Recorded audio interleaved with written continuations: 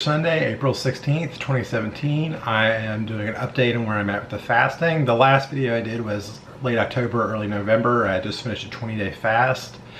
I started the fast at 263, but that was like a surprisingly low weight. I was getting mostly readings in 270s when I wasn't fasting. So I went down to 236, and then eventually I mounted back up to 260 when I finished it, and then it kind of dribbled back off. So that's what I saw in the first fast as well, is that you lose a lot of weight, you gain a lot of weight, and it kind of dribbles back off. So it's like your body is doing strange things with waters and liquids. So that was not unexpected. And it was hard to get back on fasting. I planned to restart after the holidays, but my grandmother passed away in January. So I was gone and traveling for most of January, so I didn't watch what I ate. And in February, it took me a couple of weeks to kind of get resettled.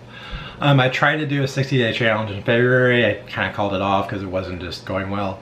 And I find if things aren't going well, it's best just to stop and then just try again later when you can get a good start. And that's something that I found with fasting. Is that the smoother start you get, the better it, and the longer you can go. So starting in March, I started tracking just the days, whether I was fasting or not fasting. I didn't have a specific goal. And it actually stuck to about 50%, a little less, 50% fasting days. So I did 2 5 days, a 4-day and a 6-day, and a bunch of 1 to 3 days in March and early April.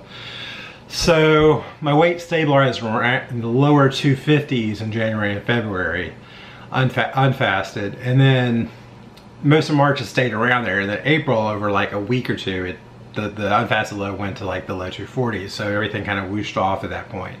So there's a time lag effect. I expected if I didn't fast it off the next couple of weeks, I might kind of dribble down a little bit more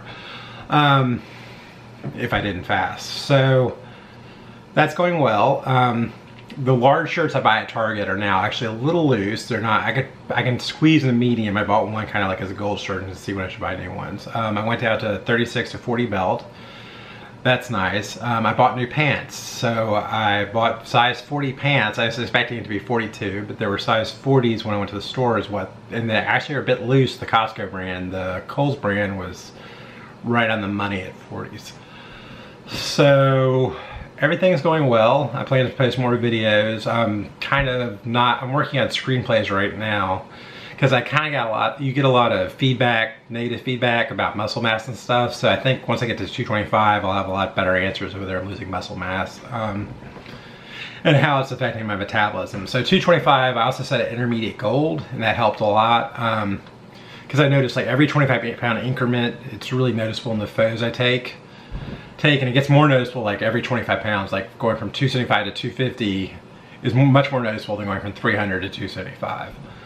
So 225 is also a big deal because at the DEXA, if I didn't lose any muscle mass at all, I'd be at 12% body fat. Now I'm going to lose muscle mass at 225. So at 225, that's kind of like my intermediate goal. At that point, I'll probably take some time off and then try to get to the end at that point. Because I figure hopefully I'll lose 20% muscle mass, and that would make the end goal about 210.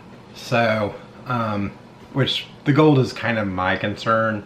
I picked 12% body fat. That's my goal, not BMI, because one, I have a lot of muscle mass and I have a big head, so I have a legitimately large frame. My head's 26 inches around, if you're wondering. I was actually tied for like the largest hat in the history of the Memphis Shriners. So that's interesting factoid about me.